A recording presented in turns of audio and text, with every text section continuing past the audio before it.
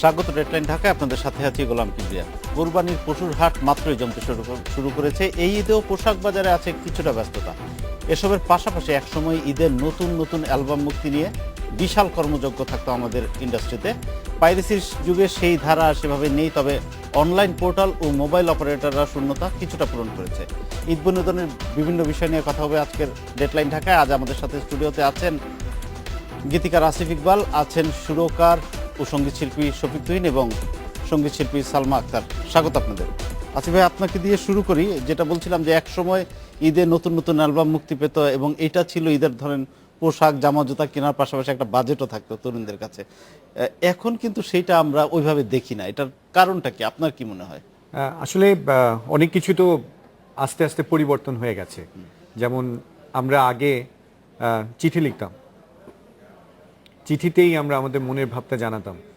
এখন মোবাইল টেলিফোনের যুগ, আমরা শর্ট SMS করি বা শর্ট মেসেজিং সার্ভিস করি।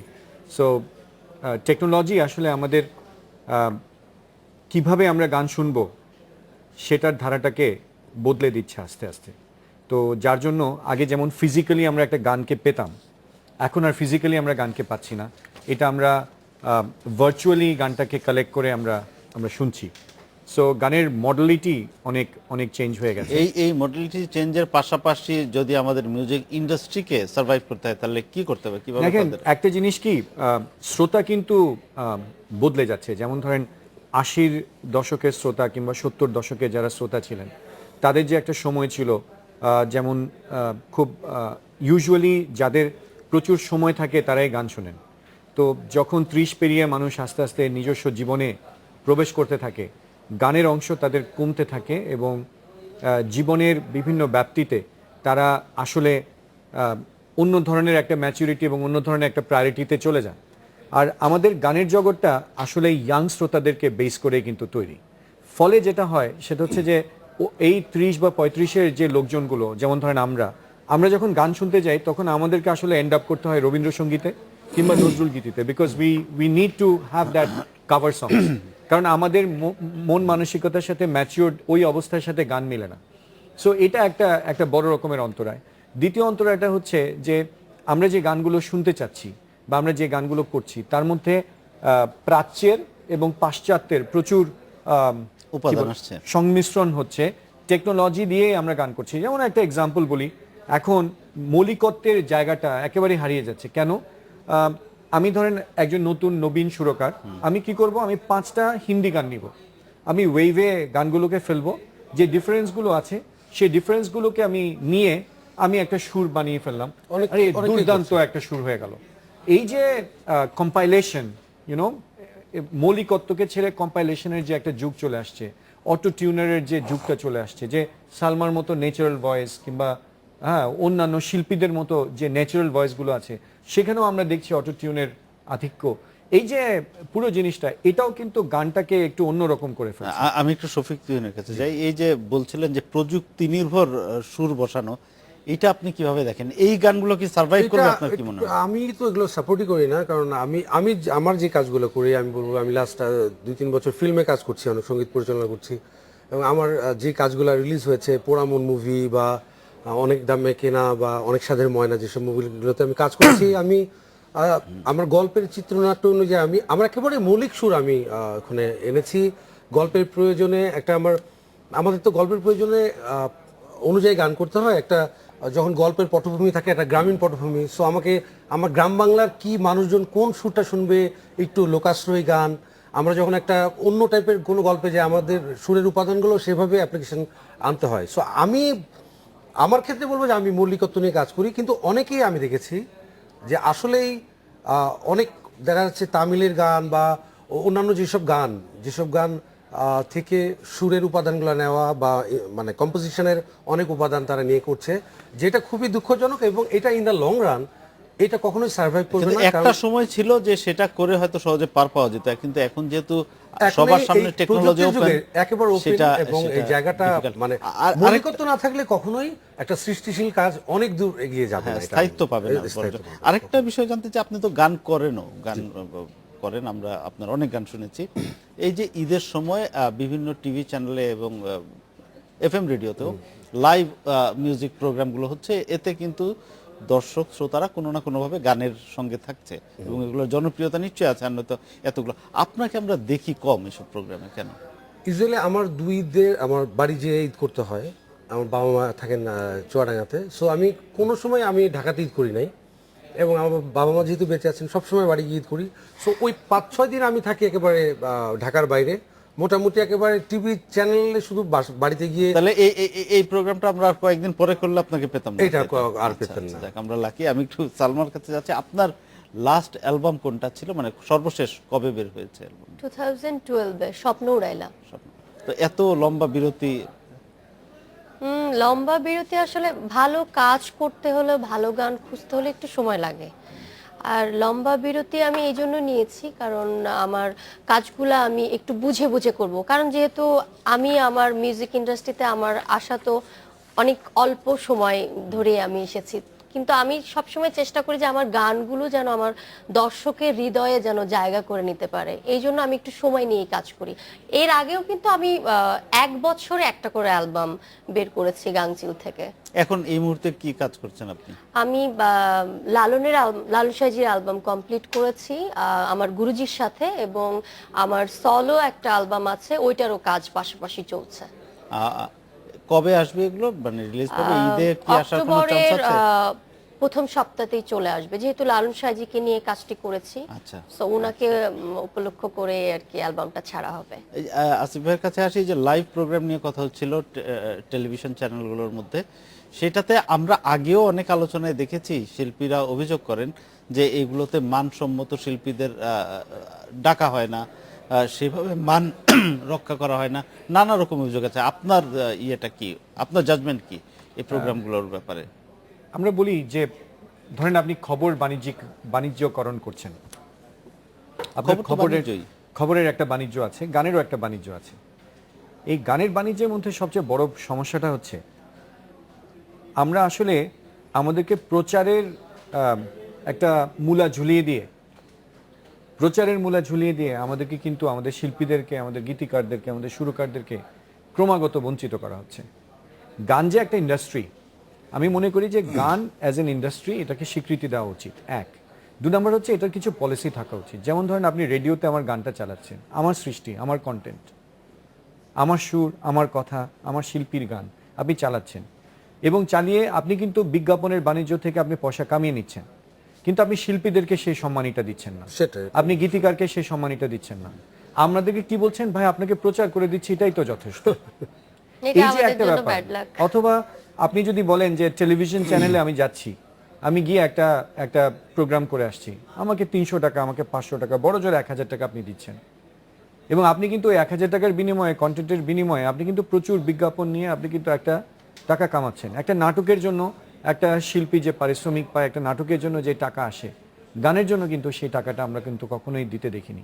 এই যে একটা বৈষম্য, এই বৈষম্যগুলোকে আসলে আমাদের গান বাজনার যে লোকজন আছে সবাইকে মিলে আসলে এই বৈষম্যগুলোর বিরুদ্ধে আমার মনে হয় একটা আওয়াজ আমাদের তুলতে হবে। এই পয়েন্টের যে কথাটা আমি বলবো যে মান সম্পূর্ণ শিল্পীরা যে সবসময় আসছে না, এটা আসার কোনো কারণও নাই।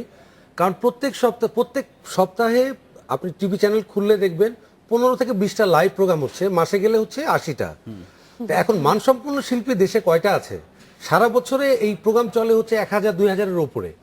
সো আপনাকে এই টাইমটা অকুপাই করতে গিয়ে অনেক শিল্পী যাদেরকে আসলেই মানসম্পন্ন শিল্পী না, তাদেরকে নিতে হচ্ছে এই বাণিজ্যকরণের জন্য, টেলিভিশন বাণিজ্যকরণের সময়টা অকুপাই করতে 3 ঘন্টা ভরে রাখতে হবে।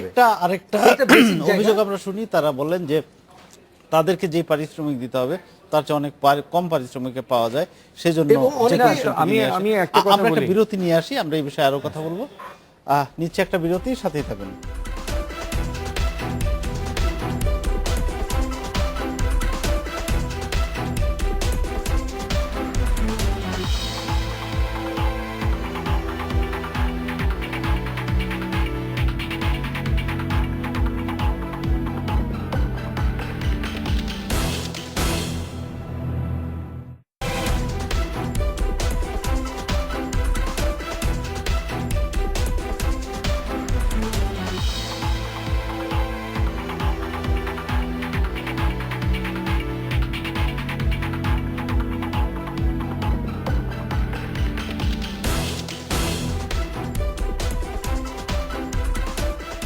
বিরতির পর ফিরে এলাম ডেডলাইন ঢাকায়। সালমা, 2006 সালে ক্লোজ আপ 1 বিজয়ী হয়ে আপনি সঙ্গীত জগতে এসেছেন, এখন 2015, 9 বছর। এই 9 বছরের পথ পরিক্রমায় আপনার সাফল্য, ব্যর্থতা, চাওয়া পাওয়া একটু যদি আমাদেরকে বলেন, 9 বছরের জার্নি আপনার। আমি বেসিক্যালি খুবই খুশি, কারণ আমি যখন উইনার হয়েছি তখনই আমার প্রায় মৌলিক গান 4টি, মানে দর্শক জানে যেটা এই 4টা গান সালমার। এবং আমার খুবই সৌভাগ্য যে আমি উইনার হওয়ার পরে ফার্স্ট আমার গাংচিল থেকে অ্যালবাম বের হয় আসিফ ভাইয়ের কোম্পানিতে। তো আমার যে সলো অ্যালবাম ছিল বন্ধু আইয়া আইও, ওই অ্যালবামেও আমার মানে যে কয়টি গান আছে অ্যাটলিস্ট আমি যখন ঢাকার বাইরে বা বিদেশে পারফর্ম করতে যাই, আমি মানে আমাকে রিকোয়েস্ট আসে, যখন একটা রিকোয়েস্ট আসে সেই অ্যালবামগুলো থেকে। হ্যাঁ, সো আমি এখন পর্যন্ত আমার যে কাজ, আমি ঢাকার বাইরে যাচ্ছি, এমন গান আমি করেছি, আমি প্রায় 10টা অ্যালবাম আমার অলরেডি মার্কেটে। সো আমি যখন স্টেজ পারফর্ম করতে যাই তখন আমি বুঝি যে আসলে দর্শক আমার গান শুনছে কিনা। যখন আমি ওই গানগুলো রিকোয়েস্ট পাই যে আপু আপনার ওই অ্যালবাম থেকে ওই গানটা করেন, হ্যাঁ, তো তখন আমার মনে হয় যে না, আমি আসলে কাজ করে স্যাটিসফাইড। জার্নিটা ভালো হয়েছে। এই যে রিয়েলিটি শো মাধ্যমে আমরা সালমার মতো শিল্পী পেলাম, আরো অনেক শিল্পী পেয়েছি, সুরকার বা গীতিকার, তাদের জন্য কি এরকম ট্যালেন্ট হান্টের কোনো ব্যবস্থা, মানে এখানে তো কোনো কিছু ট্যালেন্ট হান্টের ব্যবস্থা নাই। এবং সুরকার এগুলো আসলে কি, এটা তো গিফটেড জিনিস। আমি মনে করি যে মানে গান সঙ্গীত লেখা শিল্পী বা হওয়াটাও একটা কি গিফটেড না? না, এটা একটা চর্চা করে একটা মানুষ একটা গলা সাধার পরে 20 বছর পর একটা গলা তৈরি হতে পারে। বাট পারে, মানে গান আপনি লেখাটা বলছেন এটা পুরোপুরি গিফটেড জিনিস, সুর করাটা পুরো গিফটেড জিনিস। এটা যদি সৃষ্টিকর্তা উপহার না দেন, এটা কখনোই সম্ভব না একজনকে হাতুড়ি পিটিয়ে বা 1000 কোটি টাকা দিয়ে গান লেখানো বা সুর করা সম্ভব। এটা আমি বিশ্বাসই করি না, কারণ এটা সৃষ্টিকর্তা উপহার দেন। 1000 কোটি টাকা দিয়ে কি শিল্পী বানানো সম্ভব? সঙ্গীত এটা অবশ্যই, আপনি স্ক্রিন খুলে সম্ভব। দেখবেন, হ্যাঁ, অনেক হয়ে স্ক্রিনে যাচ্ছে। আছে তো। অনেক শিল্পী এইভাবে তৈরি হয়ে গেছে এবং কারেন্টলি তো খুবই হচ্ছে। যাদের আমি বলি, যাদের টাকা পয়সা আছে এখন, তারা একটা বিগ 5 লাখ টাকা খরচ করে মিউজিক ভিডিও করছে, সব চ্যানেলে অন এয়ার করছে, মানুষজন দেখতে দেখতে সহ্য করে ফেলছে। এই যে বিষয়গুলো, কিন্তু গীতিকার সুরকার হওয়া বা একটা পেইন্টার হওয়া, যে সৃষ্টিশীল কাজ, এটা আমি একেবারেই বিশ্বাস করি এটা সৃষ্টিকর্তার উপহার এবং এটা কখনোই সম্ভব না। এটা ট্যালেন্ট হান্ট করে না হোক, তাদেরকে গ্রুমিং করে বা তাদেরকে কোনোভাবে, মানে এই যে এই জায়গাটা, আমি বিশ্বাস করি না যে গান লেখা কেউ কাউকে শেখাতে পারে।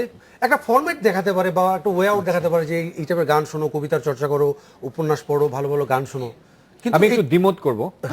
অ্যাকচুয়ালি ক্রিয়েটিভিটি ক্যান বি টট, কারণ ক্রিয়েটিভ রাইটিং পশ্চিমা বিশ্বে একটা বড় এক্স্যাক্টলি देयर আর, যেমন ধরেন আপনার ফ্যান ফ্রেমিং আছে, বিভিন্ন টেকনিক্স আছে, যে টেকনিক্স গুলোকে আপনি অ্যাপ্লাই করে ক্রিয়েটিভিটিটাকে ডেভেলপ করা যাবে। সেটা আমি বললাম যে গানের একটা গান লেখার একটা ফরম্যাট আছে, মাত্রাবৃত্ত, ছন্দবৃত্ত, কিন্তু যেটা লিখবে সেটা তার পুরো থটস, তার সে কিভাবে এক্সপ্রেস করবে, টোটাল বিষয়টা তার। তুমি যেটা বলতে চাচ্ছে, মূল জিনিসটা হচ্ছে ওই এক্স ফ্যাক্টর যেটা লাগে।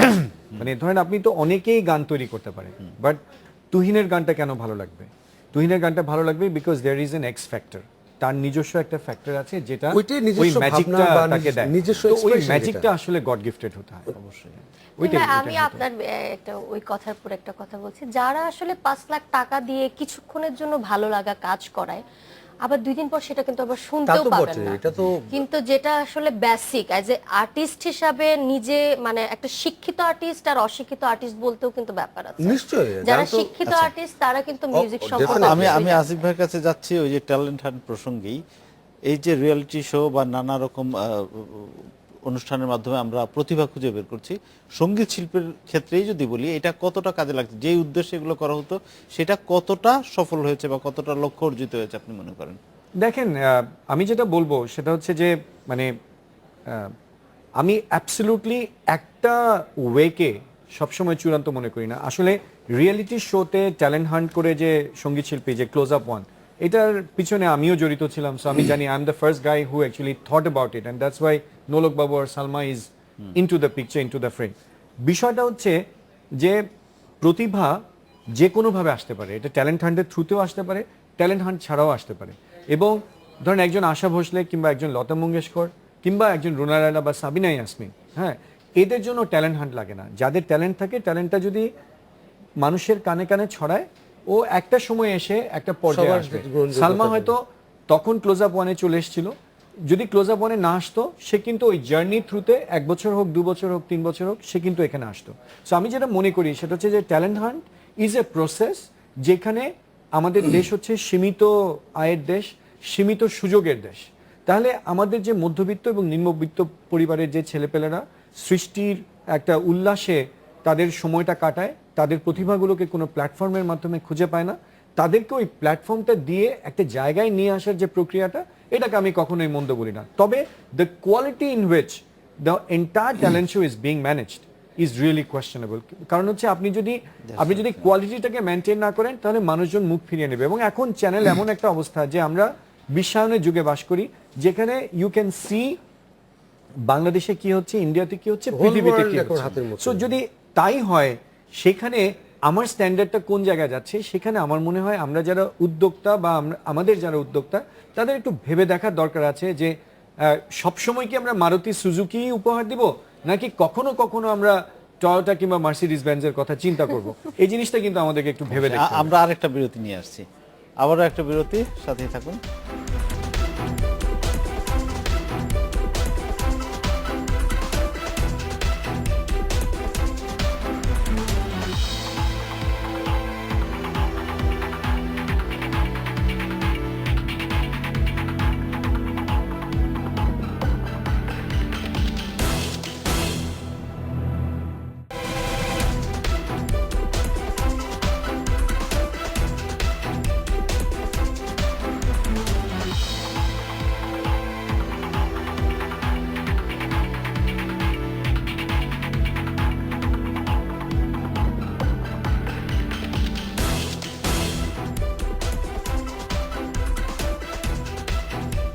বিরতির পর ফিরে এলাম ডেডলাইন ঢাকায়। তিনবার কথা হচ্ছিল বিশ্বায়ন নিয়ে। এই যে টেকনোলজি বা প্রযুক্তি এত সহজলভ্য হয়েছে, আঙ্গুলের ডগায় আমাদের পুরো বিশ্ব।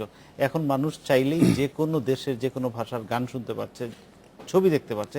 এইটা কি আমাদের দেশের শিল্পীদের জন্য কি হুমকি মনে করে, নাকি এটা একটা সম্ভাবনা যে তারা নিজেদেরকে যাচাই করতে পারছে কোন অবস্থান তাদের কি, বা কম্পেয়ার করতে পারছে? কোনটা আপনি মনে করেন? কম্পারিজনের জায়গাটা না, আমি যে সারা বিশ্ব যে আমি দেখতে পাচ্ছি আমার আঙুলের ডগায়, একটা ইউটিউব বা যে কোনো জায়গায় সার্চ করলে, গুগল সার্চ করলে আমি দেখতে পাচ্ছি, এটা তো একটা বিশাল একটা সম্ভাবনা। আমি মনে করি যে সারা বিশ্বের, আমি যদি মিউজিক্যালি চিন্তা করি, যে সারা বিশ্বের মিউজিক একসময় আমাদের মনে আছে যে টিজে ইংলিশ গান শুনতে গেলে এলিফ্যান্ট রোডে একটা দোকান ছিল, রেইনবো, ওখানে 3 মাসের কবির সিরিয়াল ভাই দিত। ছিলেন। তো এই যে একটা তখন তো ফিতা ক্যাসেটের যুগ, একটা দিয়ে আসলে 4 মাস পরে ডেলিভারি দিত। সো আমরা তখন গান শুনতে পেতাম না, ওয়ার্ল্ড ওয়াইড কোনো কিছুই আমাদের মানে অনেক দূরে ছিল। সো এই যে বিষয়গুলো, তো একটা মিউজিক তো একটা কালচারের জিনিস। আমাদের সারা পৃথিবীর মিউজিক শুনে আমাদের নলেজকে এনরিচ করবো, আমাদের কানকে এনরিচ করে আমরা ওইটাকে আমাদের নিজস্ব স্টাইলে,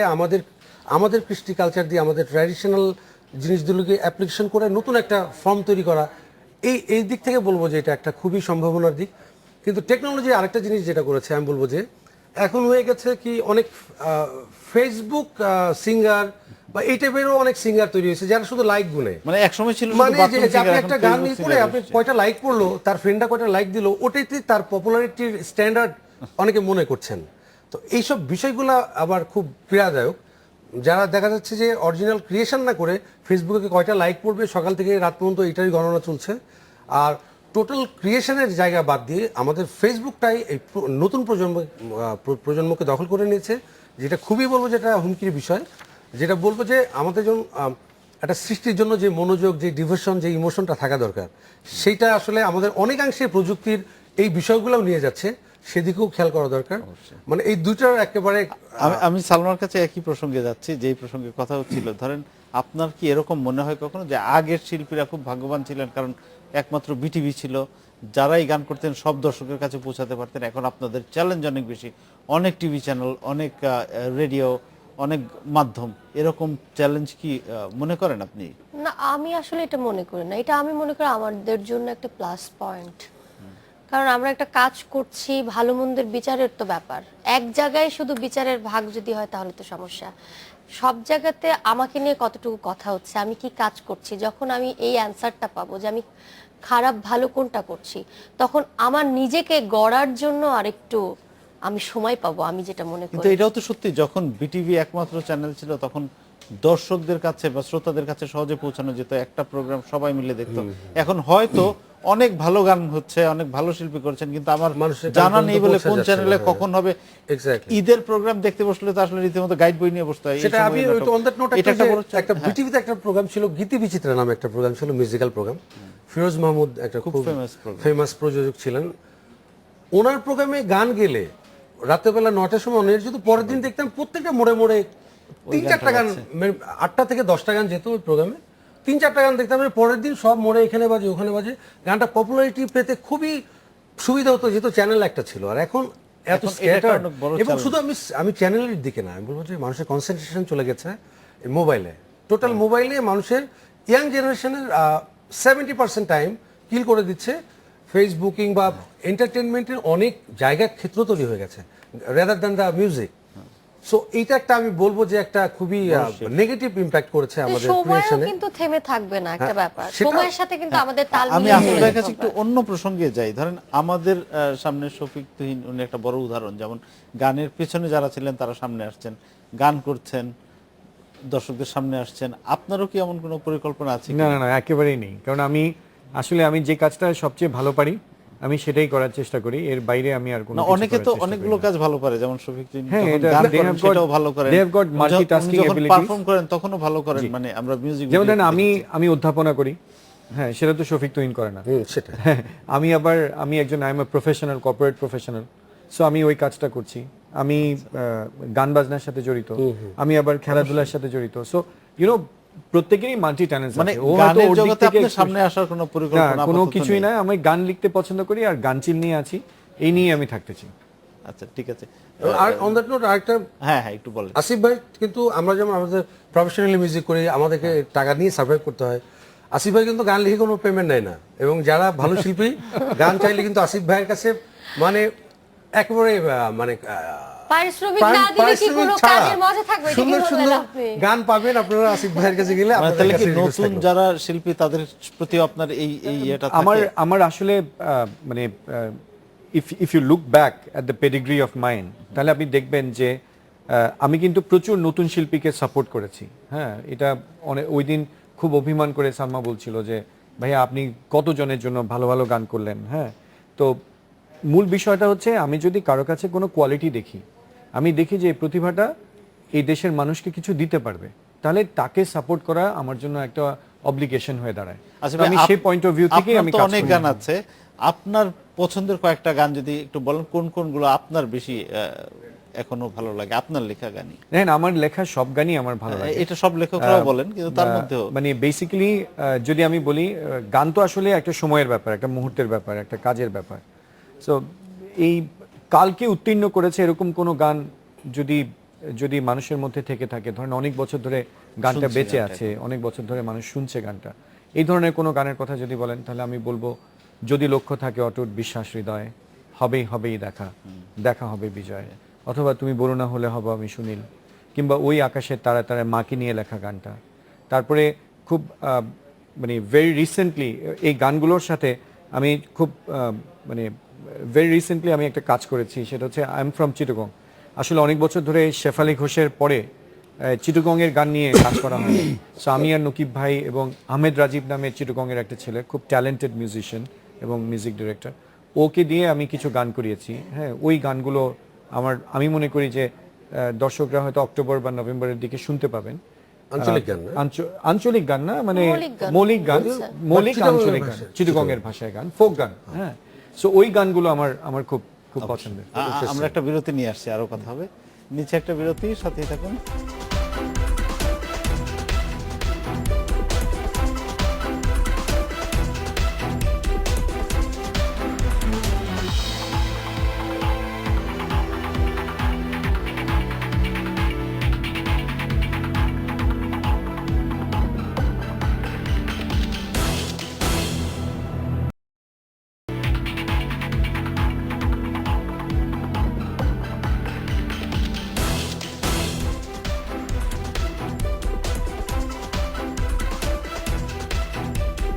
বিরতির পর ফিরে এলাম ডেডলাইন ঢাকায়। আসিফ ভাই, আপনার প্রতিষ্ঠান গানচিল মিউজিক এবার ঈদে কি নিয়ে আসছে? গানচিল মিউজিক থেকে এবার 4টা অ্যালবাম আসার কথা আছে। 2টা অ্যালবাম তৈরি। একটা হচ্ছে যেটা আমি বলছিলাম চট্টগ্রামের গান, মৌলিক গান, সেটা হচ্ছে যার টাইটেল গানটাই গেয়েছে সালমা। হ্যাঁ, সেটা হচ্ছে সোনার টুরা এক গান। এই এটা গানটা এবার ঈদে আসছে। এবার ঈদে তাহলে আসছে। ঈদে সালমার সোলো অ্যালবাম না থাকলেও আমরা এই সালমাকে পাচ্ছি। সালমার এই মিক্সড অ্যালবামে সালমা এটা করেছে। এছাড়া আসছে আরেকটা অ্যালবাম, এটার নাম হচ্ছে সবটা জুড়ে, আহমেদ রাজীবের ফিচারিং অ্যালবাম। আমি আর আহমেদ রাজীব ফিচার করেছি। এখানে গান করেছে বাপ্পা, পার্থ বড়ুয়া, কণা, তারপরে এহসান রাহি, নীলা নাজনীন, মাহাদি এবং রাজীব নিজে। সো এটা একটা অ্যালবাম আসছে। তো দুটোই দুটো এটাও মিক্সড অ্যালবাম। আমার সবকটাই মিক্সড অ্যালবাম। এর মধ্যে আরও একটা অ্যালবাম আসছে, সেটার নাম হচ্ছে জগৎ খোলা। জগৎ খোলা অ্যালবামে গান করেছে বাপ্পা, সালমা, শফি মণ্ডল, তারপরে জগৎ খোলার নামটা একটু ডিফারেন্ট মনে হচ্ছে। এটা কি কোনো বিশেষ জগৎ খোলা মানে হচ্ছে গানের কথাটা এরকম, আমি দেখি জগৎ খোলা, তুমি দেখো বন্ধ, আসলে তোমার চোখ থাকিতে অন্ধ। সো একটু আধ্যাত্মিক স্পিরিচুয়াল গান। এখানে অনেকগুলো স্পিরিচুয়াল গান আছে। ওখানে আরও গান করেছেন দিলরুবা আপা, গান করেছেন দিলরুবা খান, শ্রদ্ধেয় শিল্পী। সো এই অ্যালবামটা একটা। আরেকটা অ্যালবাম আসছে, ঈদের পরপরই আসবে, ঈদে আসবে না হয়তো, ঈদের পরপর আসবে। সেটা হচ্ছে আসিফের কথায় মুনের গান। এখানে গান করেছে মুনেরই সঙ্গীত আয়োজন, সুর সব মুনের, আমার লেখা। ওখানে এই যে ঈদকে সামনে রেখে বেশ কয়েকটা 3টে অ্যালবামের কথা বলেন আপনি, আরেকটা আসছে ঈদের পরে। তো এগুলো কি ঈদকে টার্গেট করে আপনারা করছেন? তার মানে কি এখনো ঈদের একটা বাজার আছে আমাদের? না, অবশ্যই আছে, বাজার থাকবে না কেন? কারণ গান শোনার ধরনটা চেঞ্জ হয়েছে, কিন্তু ঈদের বাজারটা আছে। এবং এই অ্যালবামটাও আসবে হচ্ছে, প্রত্যেকটা অ্যালবামই কিন্তু ডিজিটালি লঞ্চ হবে, কোনো ফিজিক্যাল সিডি পাওয়া যাবে না। সো মানুষজনকে ওই প্ল্যাটফর্মে গিয়ে গানগুলো শুনতে হবে। তাতে আপনাদের রেভিনিউটা কিভাবে এনশিওরড হয়? দেখেন, মানে এখানে এখন গানের রেভিনিউটা 3টা সোর্স থেকে আসে। একটা হচ্ছে স্ট্রিমিং। সো ধরেন বিভিন্ন রেডিও আছে, রেডিওতে যখন চলে ওই স্ট্রিমিং এর উপরে আমরা একটা লামসাম টাকা পাই, এটা একটা ওয়ে। আরেকটা হচ্ছে রিংটোন, এবং আরেকটা হচ্ছে ডাউনলোডটা মাত্র একটা বৃহৎ কোম্পানি টাকা পাচ্ছি, মানে অ্যাপসের মাধ্যমে ডাউনলোড হলে শুধু অ্যাপসের মাধ্যমে খুবই কম পাচ্ছি, বাট আমরা মনে করি যে এটাই হচ্ছে মার্কেট, এটাই আলটিমেটলি। তুহিন ভাইয়ের কাছে যাই, আপনি ঈদে ফিজিক্যালি ঢাকায় থাকেন না, কিন্তু আপনার গান তো থাকবে, আমরা কি পাবো? এবার আমার রিলিজ হচ্ছে আগামী পরশু একটা লঞ্চিং আছে। এটা ফয়সাল রাব্বিগিনের কথা একটা অ্যালবাম, আমি ইমরান বেলাল খান করেছি। আরেকটা আমি আর টিনা মুস্তারি একটা অ্যালবাম, জুলফিকার আসলের কথা, ওখানে আমিও একটা দুটো কথা লিখেছি, ওটা পুরো সুর করা আমার। আরেকটা মিক্স অ্যালবামে গান করেছি, রেজওয়ান নামে একটা ছেলে আছে, খুব ভালো কাজ করছে, ওর সুরে গান করেছি। এরকম আরও দু একটা গান আসবে, ফিল্মের ট্র্যাক আসবে। আরেকটা আমার ভিডিও তৈরি করেছি, এটা হোপফুলি 22 তারিখে ইউটিউব এবং অন্যান্য চ্যানেল যেগুলো আছে টেলিভিশনের ঈদের স্লট থেকে এটার অনিয়ার শুরু হবে। আপনিও এগুলো ঈদকে সামনে রেখে আমরা এগুলো সবই ঈদের উপলক্ষে। এই যে ঈদের অডিও বাজারটা সামগ্রিক, এটা এখন ঈদের বাজার আসলে কিছুই নাই। একটা সময় ঈদ মানেই ছিল ঈদের অনুষঙ্গই ছিল আনন্দের, যে মোড়ে মোড়ে গান বাজবে, লাউড স্পিকারে গান শুনবো, হুল্লোড়ে করবো। এখন গান কি যে কোনটা পপুলার কোনটা নন পপুলার, মানুষ সব হেডফোনে গান শুনছে, আর কে যে কি শুনছে কেউ জানে না, শুধু যে গান শুনছে সেই জানে।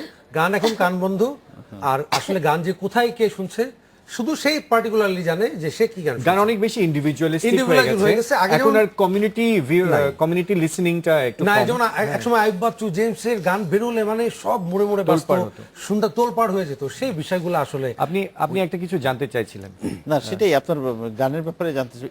এই অডিও মার্কেটটা সামগ্রিক অডিও মার্কেটটা আমরা যেটা বলি যে বছরে এটার ভ্যালু হচ্ছে 1000 কোটি টাকার মতো, 1000 থেকে 1200 কোটি টাকার একটা মার্কেট। এই মার্কেটটার পুরোটাই এখন ধারণ করে আছে হচ্ছে টেলকোরাই পুরোটাই ধারণ করছে। এর মধ্যে ধরেন গ্রামীণ ফোনের অংশটাই সবচেয়ে বেশি, প্রায় 70 থেকে 80% শেয়ারিং হচ্ছে গ্রামীণ ফোনের, আর বাকিটা অন্যদের। এটা হচ্ছে একটা রাফ কাট আমাদের একটা হিসাব, এটার জন্য কোনো জরিপ চালানো হয়নি, কিছু না, মোটামুটিভাবে দিস ইজ হোয়াট। এবং সবচেয়ে বেশি গানের যে রেভিনিউটা আসে সেটা আসে হচ্ছে রিংটোন থেকে। সো রিংটোন ইজ দ্য এই যে হিরো মার্কেটটা প্রোডাক্ট। কত 1000 টাকা কোটি 1000 কোটি টাকার, এটা কি আরো গ্রো করার এটা scope অনেক আছে? বেশি গ্রো করবে বিকজ এটা হয়েছে কি যেমন ধরেন ডাউনলোডের মানে পাইরেসির কারণে গান যে মানুষের কাছে যাচ্ছে এবং মানুষ যে গানগুলো শুনছে সেটা পুরোপুরিভাবে পাইরেটেড হয়ে যাচ্ছে। এইটা যদি পাইরেসি না হতো তাহলে হয়তো এই 1000 কোটি টাকার মার্কেটটা হয়ে যেত, যদি শুধুমাত্র ডাউনলোড বেসড হতো এটাই হয়ে যেত 5000 কোটি টাকার market. So it's a very big market. যে মার্কেটটা থেকে আমি যেটা মনে করি সেটা হচ্ছে গভর্নমেন্ট একটা তার প্রয়োজনীয় লভ্যাংশ পেতে পারে, আমরা যারা শিল্পীরা এবং অন্য যারা আছে তারাও একটা লভ্যাংশ পেতে পারে, এবং যারা কন্টেন্ট প্রোভাইডার্স এবং অন্যরা আছে তারাও লভ্যাংশ পেতে পারে। ইনফরমেশন অ্যাসিমেট্রির কারণে মানে তথ্যের মানে তথ্যের কমপ্লিট ভিজিবিলিটি না থাকার কারণে যেটা হচ্ছে সেটা হচ্ছে কিছু সুযোগ সন্ধানী এর মধ্যে সুযোগ নিচ্ছে। এটাকে যদি সরকারের তরফ থেকে একটু একটু চিন্তা ভাবনা করে আলাপ আলোচনা করে যদি একটা সুন্দর মতন করে একটা পলিসি তৈরি করা যায়, ইটস গোইং টু আপনি ওয়ার্ক। কি বলছেন? আমি বলছিলাম যে যেটা বললেন যে 1000 কোটি টাকার আসলেই মার্কেট আছে, এবং আপনি হিসাব করে আমি আমার বন্ধু আছে প্রীতম গান করে, ও একটা পার্টিকুলার একটা গান দিয়েছিল ভোট ফর ঠোঁট একটা গান, ওর আমি রিপোর্ট দেখলাম যেখানে সে অনলি 9% টাকা পেয়েছে। ধরেন যে ওরটার হয়েছে আমি বলি 90 লক্ষ টাকার বিজনেস হয়েছে, সে পেয়েছে মাত্র 9 লাখ টাকা। এই যে 90 লাখ টাকা কোথায় যাচ্ছে, এগুলো সব টেলকো তারপরে এআইটি ভ্যাট সবগুলোই নিয়ে যাচ্ছে, কিন্তু শিল্পীর যে গীতিকা সুরকারের যতটুকু পার্সেন্টেজ পাওয়ার কথা সেটা পাচ্ছে না। এই জন্যই আমাদের শেষ বয়সে এসে এই চিকিৎসার জন্য দুস্থ মানুষের হতে হাত হয়, পাততে হয়, দুস্থ হতে হয়। আমাদের এই লুটেরা লুটপাট করে খেয়ে আমাদের এই গীতিকা সুরকার শিল্পীদের আমি আপনার কথা দুস্থের খাতায় নাম অবশ্যই আমি লেখাতে হয়। সালমার কাছে যাচ্ছি। সালমার কথা হচ্ছিল যে শিল্পীদের অবস্থা নিয়ে আপনি কি মনে করেন যে এখন বাংলাদেশে একজন শিল্পীর গান গেয়ে মানে গানকে পেশা হিসেবে নেওয়ার জায়গা আছে, মানে নিয়ে সার্ভাইভ করা সম্ভব, বেঁচে থাকা সম্ভব? পেশা তার গান গাওয়া, সে শুধু গানই করবে। হ্যাঁ অবশ্যই, কেন নয়। দেখেন ওর জন্য এটা সম্ভব কেন, বিকজ একজন শিল্পী কিন্তু স্টেজে গান গাইতে পারে, হ্যাঁ, তার স্টেজ থেকে একটা বিরাট অঙ্কের টাকা টাকা আসে, আসে। যে টাকাটা কিন্তু একজন গীতিকার কিংবা সুরকার সুরকার আমি বা আসার কোনো শফিক তুহিন উপায় আমাদের কোনো নাই, উপায় নেই। আমরা আমরা কিন্তু অনেক গান show সৃষ্টি করতে করছি, পারি। আমরা যে গান সৃষ্টি করছি ওই সেটা কিন্তু গানগুলোর শেখাচ্ছে। popularity দিয়ে কিন্তু যেখানে singer সীমান্ত সরে তোমার গেছে। এই গানটা লাকি আকান্দের গান, হ্যাঁ এই গানটা গিয়ে কত এমন কোন অনুষ্ঠান নাই যে অনুষ্ঠানে এই গানটা গাওয়া হয় না, হ্যাঁ অথচ সে লাকি আকানকে কিন্তু সরকারের সাহায্য নিয়ে আমাদের সাহায্য নিয়ে আমরা চিকিৎসার অনুষ্ঠানের একদম দুঃখজনক শেষ বিষয়টা পর্যায়ে খুব চলে এসেছি। সালমার কাছে বলবো যে এই যে দুটো গানের কথা বললেন, কোনটা আপনার বেশি পছন্দ, কেন? একটু আমার ফার্স্ট সলো যে অ্যালবামটা না না, ছিল, এইবার নতুন যেগুলো আসছে, আপনি যেগুলো হ্যাঁ। করেছেন আসিফ ভাইয়ের, ওটা থেকে একটা গান আমার শোনো না। গান শোনার হ্যাঁ, আচ্ছা সেটাই। আচ্ছা, কোনটা আপনার? সোনার টুরাটা আমার খুব হ্যাঁ, একটু ফেভারিট, যদি এবং কেমন আমি গানটা আমাদের খুবই একটু খুশি বলবেন। যে 2015 সালে মানে আমার 10 বছর ক্যারিয়ারে ভাইয়া প্রথম আমার জন্য গান করেছে। তো আমি এই গানটি শোনাচ্ছি, আসিফ ভাইয়ের লেখা এবং সুর রাজীব আহমেদের। জি, আহমেদ রাজীব। আহমেদ রাজীব। সোনার টুরা একা যতদিন আসে যা থাকিব তোর লাই মনুরটা, তুই আর খলি যারাতা, তুই আর নিশিরাই তোর সা ও জানোর যা, তুই আর ফরানোর আধা।